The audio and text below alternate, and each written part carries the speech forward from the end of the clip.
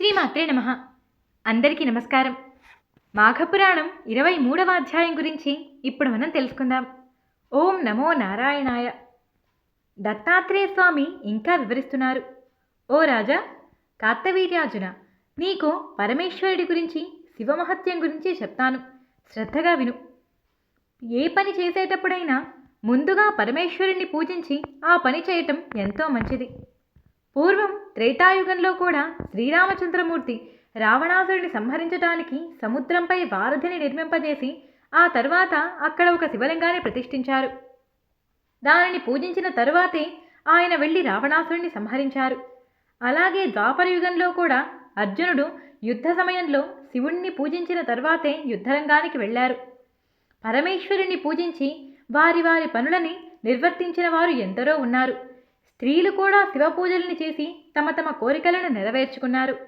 ప్రజలందరూ కూడా శివపూజ చేయడం ఎంతో ముఖ్యమైనది.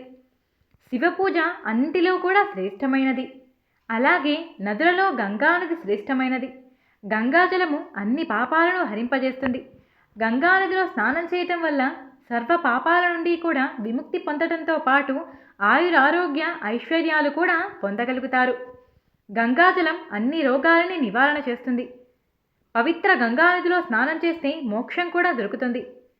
శివుని శిరస్సుపై సదా నివసిస్తూ ఉండే గంగానది మానవుల పాపాలన్నిటినీ కూడా దూరం చేయగలుగుతుంది. ఆరోగ్యరీత్యా కూడా శాస్త్రపరంగా కూడా ఇది నిర్ధారించబడింది. ఏ నీటినైనా చేతిలోకి తీసుకొని గంగా గంగా గంగా అని 3 సార్లు అనుకుని తలపైన చల్లుకుంటే ఆ నీరు కూడా గంగాజలంతో సమానమైన పవిత్రతను సంతరించుకుంటుంది. ఈ గంగాజలముని శ్రీమన్నారాయణుడి ప్రతిరూపంగా భావిస్తారు. ఎందుకంటే నారము అంటే నీరు, నారములో నివసించేవాడు కాబట్టి శ్రీమన్నారాయణుడు అని శ్రీహరికి పేరు వచ్చింది. కాబట్టి గంగాజలానికి ఇంతటి ప్రాముఖ్యత దొరికిందని కార్తవీర్యార్జునుడికి దత్తాత్రేయ స్వామి వివరించారు. ఇక్కడితో మాఘపురాణం 23వ అధ్యాయం సంపూర్ణం.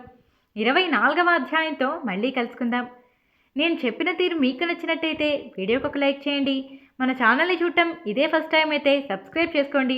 పక్కనే ఉన్న బెల్ సింబల్ని ఆన్ చేసుకున్నారంటే ప్రతి వీడియో మీకు నోటిఫికేషన్ వస్తుంది.